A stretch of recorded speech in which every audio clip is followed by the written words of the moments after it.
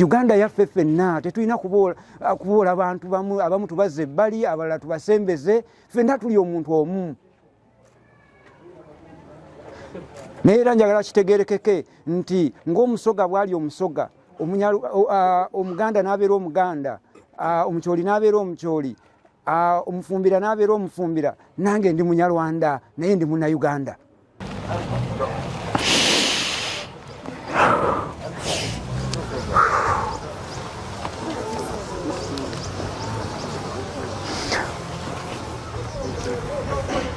Alemeddwa okwogera ono ye maama we Immaculate Kayonga yazaalibwa nga lumu August 1939. Ulira ono twamuziika last year ng'ennaku z'omwezi 23 December naye nga yafa nga 21. Ulira ono mukadde ye maama wa Muganga. Wano tuli Seeta Mukono, tuli Kisenyi, tuli Ruhengeri oba Bunagana, tuli Seeta Mukono. Aha. Statement gyakoze agambye nti yali tamanyi olunaku lulikya yennyonnyoleko oba Munnayuganda. Ono yali muzeeyi we, Muzeeyi Kayonga Leonadi. Yazaalibwa mu 1929 n'afa ng'ennaku z'omwezi 9 ogw'omukaaga 1999. Kantwale omukisa guno okubaaniriza mwenna ewaka ewaffe. Era nkozesa omukisa gwe gumu okulimbulula ebyo byonna ebyogerwa ebibadde biyitiŋŋana ku mikutu gyonna egy'enjawulo nti Lawrence Muganga we Rwanda. Lawrence Muganga waawa we Rwanda. Lawrence Muganga wano we muli olwaleero ewaka ewaffe. Si we mbeera buli lunaku, nange nnyina amaka gange wa Eseeta, naye ennyumba eno gye mulaba si yeesoosewo n'okusookawo. Ge maka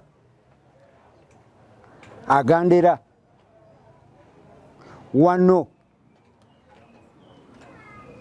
we mbadde okumala emyaka 50 we mpite ewaffe.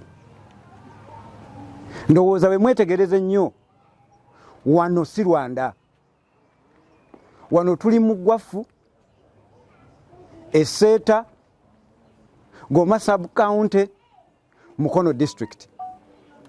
Kati ekyo njagala kikole ki kitegeerekeke. Nzaalibwa wano, nkulidde wano, banderedde wano, ngenza okusoma wonna gye nsomedde nga nva wano mu maka gano. Nenkomawo nenzira neneebaka wano ewaka nti ekiseera kijja kutuuka ffenna teri abeera mu nsi muno mirembe gyonna, naye nga nsaba Mukama ampa obulamu emyaka egy'okubeerawo emingi. Naye ne bwe ndiba nvudde mu bulamu bw'ensi eno nange bagenda kunziika wano. Bazadde bange bakoze eki we baziikiddwa era bagalamidde wano. So kati bino byonna ebyogerwa nti ndi we Rwanda, mpozi nga waliyo Lawrence Muganga omulala wano we waffe, Uganda ye waffe, nzaaliddwa wano, nkulidde wano era ndi wano kola ki kuweereza nsi yange.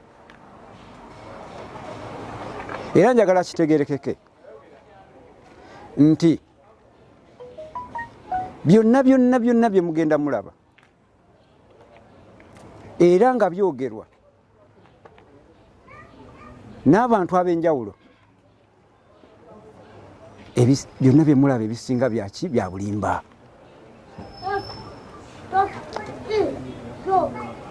Omuntu bw'agenda n'agamba nti Dr. Muganga alina obutuuze bw'e Rwanda, alina obwa Uganda, alina obw'e Canada, nti naye Uganda yakamuwa obutuuze bwa Uganda mu 2024. Mwe weebuuze naawe nti ekitongole ekyo kigenda okugaba obutuuze obwo mba nabubba bubbi oba bamala kukebeera ne balaba nti omuntu atuukiriza byonna ebyetaagibwa okusobola okuweebwa obutuuze obwo. So n'olwekyo mulimu abantu bangi abeenoonyeza ebyabwe naye nga kiruma era kya buswavu nnyo okulaba nga abantu baboola munnayuganda munnaabwe ate nga ffenna Katonda yatutonda tuweereze ensi yaffe, tuweereze famire zaffe, tuweereze abaana baffe, tuweereze ne Katonda ate ye n'ensi gye yatuteekamu. Ntambudde amawanga mangi, ndowooza oyinza okugabala n'otuuka ku 56 naye yonna gye ntambudde Uganda esigadde nga wewaka ewaffe. N'olwekyo gwe ali eyabuzaabuzibwa njala weetegereza ekitundu kino wendi, amaka gano wendi, ku kyalo kino wenyimiridde. Bannamawulire muli wano musobola n'okutambula ne mubuuza ku bataka ab'enjawulo webali, wano wewaffe. Ate n'abataka ab'enjawulo nabo bajja kugamba nti oyo omwana oyo ffe twamulera ku kyalo kino nti era akoze eki, akulidde wano. So n'olwekyo ekyo kye mbadde njagala nterezeemu, si kugamba nti nkitereeza oba lwakubeera bwa minisita oba bwaki, no, wembadde era wenkyali mpeereza eggwanga lyange. Okubeera minisita oba obutabeera minisita era nja kuweereza eggwanga lyange, tewali kisobola kukyusa ekyo kubanga Katonda enensi Katonda gye yampa. Tutegereganye. So ekintu ekyo njagala mukola emirimu mukola gy'amaanyi bannamawulire, nammwe mukole okunoonyereza kwammwe, mutambule ekyalo kino kyonna nga mubuuza mumanye, mugende mulimbulula ensi, mubategeeze nti muganga azaaliddwa wano, akulidde wano ewaabwe wano, era ne bwalivanga mu butuufu Mukama amujjuludde ajja kuziikibwa wano. Uganda yaffe ffenna tetulina kuboola abantu abamu tubazze ebbali, abalala tubasembeze, ffenna tuli omuntu omu.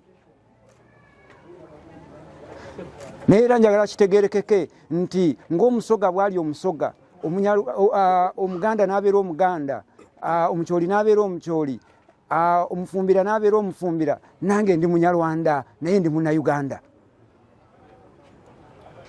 Ndowooza Museveni yeyogera ku kintu ky'obunyarwanda oba simanyi, oba Obote yali amugambye nti munyarwanda, naye nga talabawo buzibu n'akatono nti ye terabamu kizibu kyonna mu kubeera munyarwanda.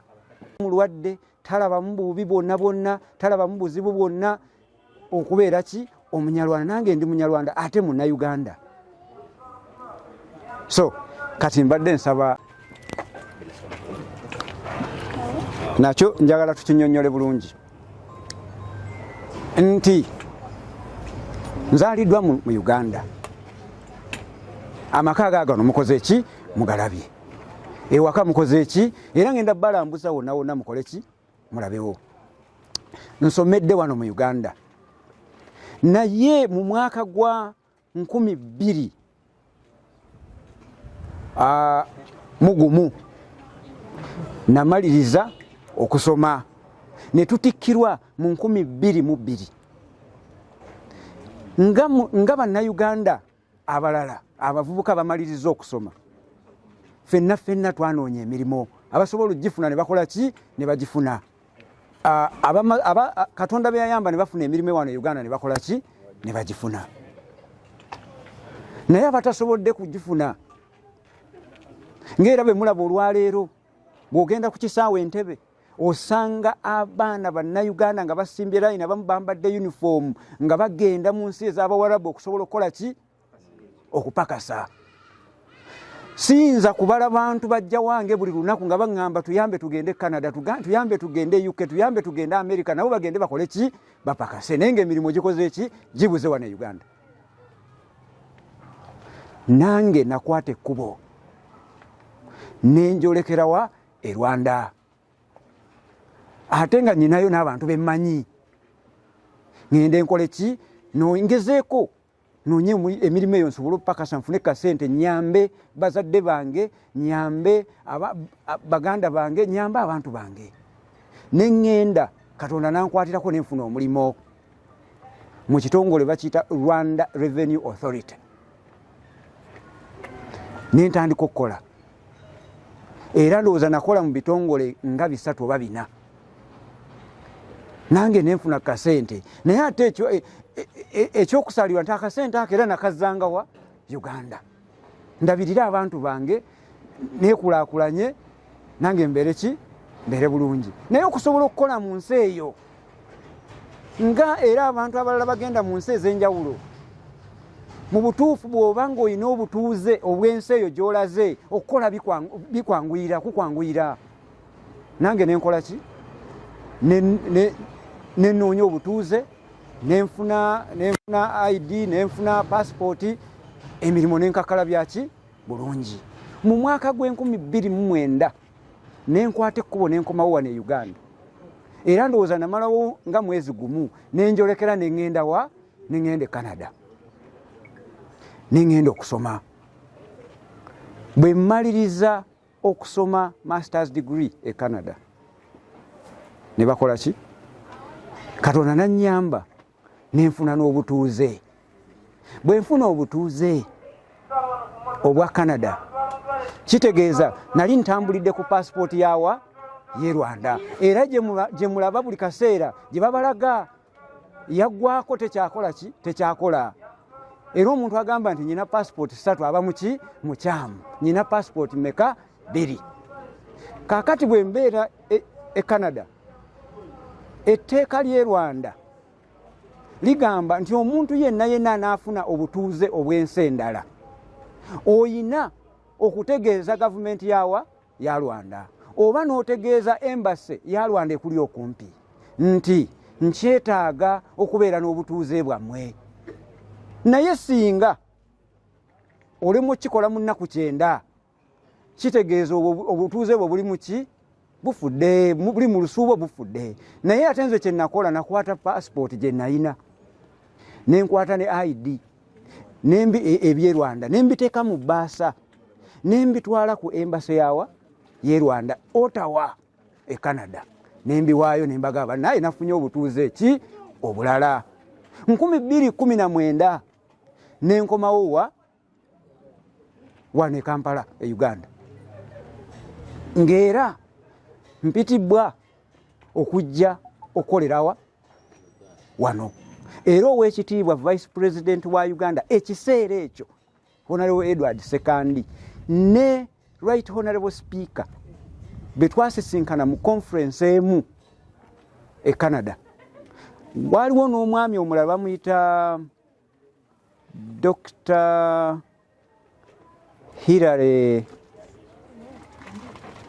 bamukazako Kisanja, Dr. Hilary Musoke, webale nnyo, mukwano gwange nnyo, naye kati twamukazako Kisanja. Bonna ne bansaba nti lwaki tokomawo n'oyamba education sector yawa? Ye Uganda. Nange ne mbagamba bwe munampita nja kukola ki? Nja kudda. Ne bampeereza ebbaluwa ne tiketi, nange ne nkola ki? Ne nkomawo. Kati bwe nkomawo nentandika okukola ki? Kukakalabya emirimu egy'enjawulo. Kati jjukira nti ate etteeka lya Uganda neryo ligamba kasita ofuna obutuuze obulala, oyina ate okutegeeza Immigration Board eya Uganda nti obutuuze bwange obwa Uganda nkyakola ki? Nkyabwetaaga okusobola okufuna kye bayita dual citizenship. Era nenteekamu okusaba kwange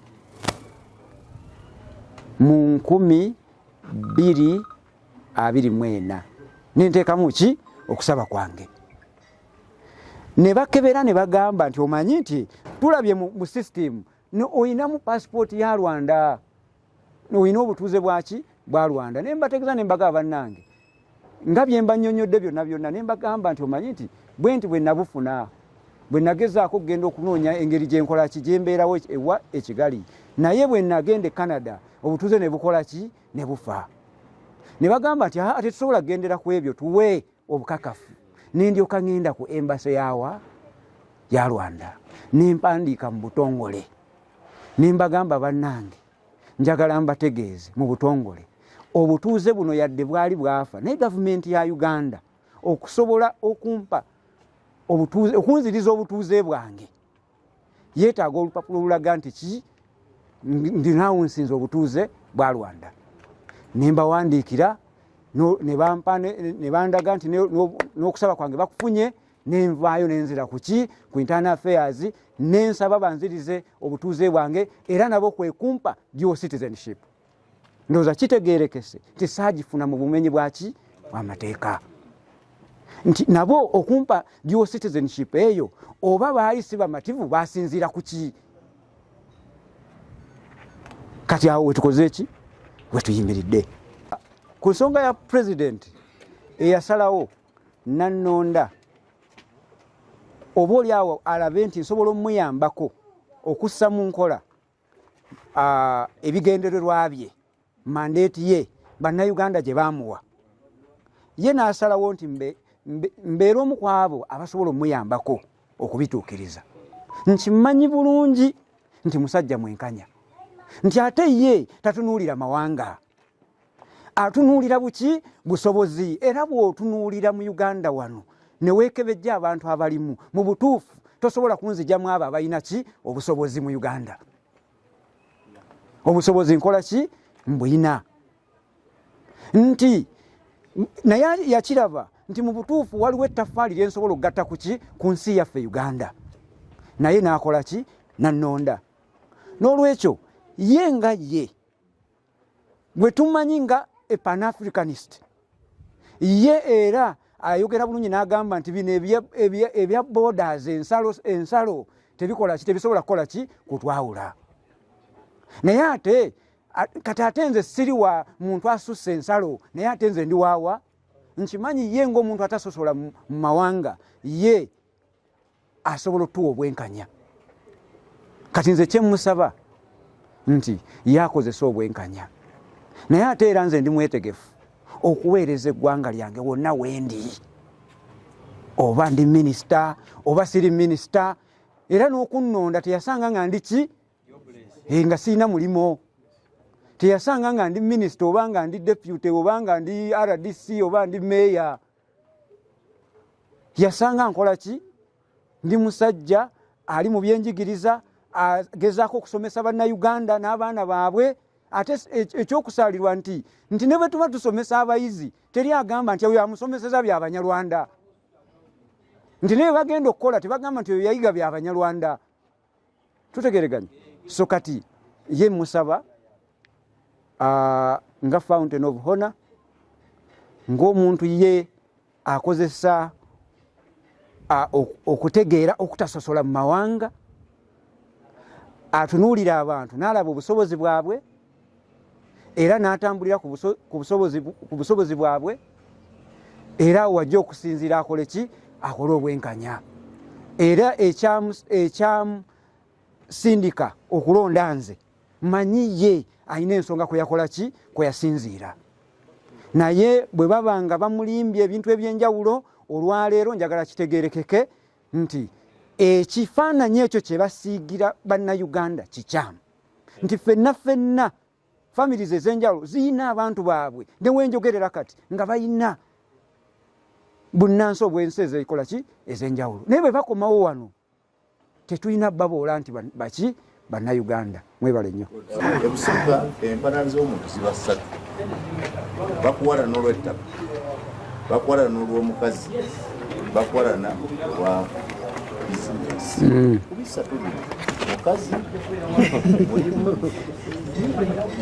kitaka waba olina empalana Thomas Kayebwa wansinkana ku mukazi kubera nakyo kujja kiba kiki ki olunaku lwakya bulungi nentambula nengenda mu parliament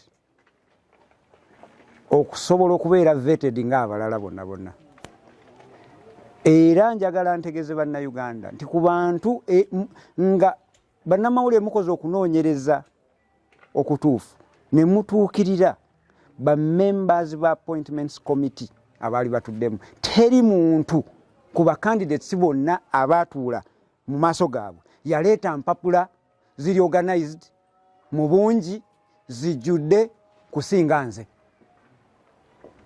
Ekyo njagala mukibuuze ne the leader of opposition kubanga yanneebaza okubanga naleeta ebintu ebiri ki organized. N'abalala besimenye mannya. Ekigambibwa nti bannange abali mu kategori ng'eyange abalina obutuuze obusoba mu butuuze obumu kubanga twali bameka bana bonna baweereza emails ku embassy zaki ez'enjawulo era kyekintu nange kye nakola ki nange nendeeta obujulizi obulaga nti nkoze eki era nga ntudde awo mu maaso g'abakiise abakiise bonna ba members ba appointments committee basanyukira presentation yange bonna singa mu butuufu appointments committee proceedings ezo zaali recorded mwandirabye nti abaki nabakubanga ku meeza era memba omu n'ateeka omukono waggulu n'amovinga motion n'agamba nti Dr. Muganga byatubuulidde presentation ye ebadde nnungi nnyo nze mbadde nsaba tukole ki tulonde era n'awagirwa ne ba members abalala bameka abasoba mu bataano ekyo bakiyita seconding. Kaakati awo omukulu omu deputy speaker wakkirira wansi w'emmeeza we yali atudde n'ajjayo document n'agamba speaker nti mbadde nkyalinawo ebibuuzo byange era teyalwawo n'atandika ebibuuzo bye nga byonna ng'akola ekisoboka kyonna okulaba nti ndabika nti ndi munyarwanda era avaawa e Rwanda era alina obutuuze bwawa bwe Rwanda. N'ajjayo report n'agamba nti yagijjeewa ku immigration nti naye nga ne ba members bonna abatudde awo teri memba n'omu yalina report eyo nange teyampaako yadde kopi. N'ambuuza ebibuuzo n'ayogera ebintu bingi ne musaba deputy speaker nsobola okunnyonnyola n'aŋŋamba lindako nja kuwaki nja kuwa obudde nnyonnyole tugenda okumaliriza ne bansaba nkole ki nfulume era empapula ezo zembagamba zebataafuna ziizino wano ate nga nze nayina ne Ministry of Internal Affairs naye nagitegeezaako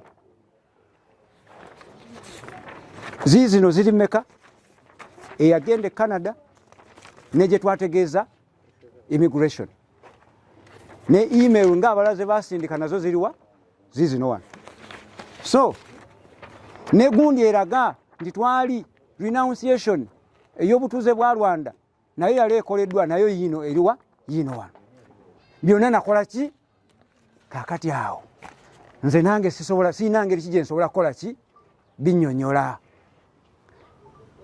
era bwe muwulira nga ŋŋamba eby'eggwanga era namaliriza ng'ekyeggwanga kyekikoze eki nga naye kyakusaalirwa nnyo kya bulumi ndi munnayuganda ng'abalala nzaalibwa wano nsomedde mu masomero ag'enjawulo ngenze mu Kibisi primary school eyo eri mu Kalungu era ndowooza ow'ekitiibwa Ssekindi yakiikirirawo nvuddeyo ngenze era ku Sala Good Hope era yakiikirirayo era nenvaayo nenjolekera Masaka Baptist School ekijja bwemi simanyi mukiise wa Masaka municipality naye awo wenkoze eki wensomedde nvuddeyo ngenze Kajuna primary school era eyo Kalungu no si Kalungu eyo Bukoto East constituency ow'ekitiibwa ndowooza bamuyita Babirye mukyala wa Mitababirye yakiikirira awantu awo. Kakati ate nvuddeyo ngenzeko Mitala Maria, simanyi muntu atamanyi Mitala Maria.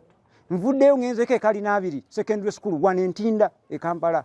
Nvuddeyo ngenze Emende Kalema secondary school nayo niri mu Wakiso. Maliriza ngenze St Charles Lwanga Kasasa era Masaka. Nvuddeyo mpise bulungi ngenze Makerere. Nsomye Bachelor of Social Sciences, majoring in economics. Nzizeyo Makerere nsomye masters in economic policy management. Awo wonna mulideyo essomero eriri e Rwanda. Kati bannayuganda mbadde mbasaba nammwe mukozese bwenkanya bwe mubanga muwuliriza ebintu bino. Omukulu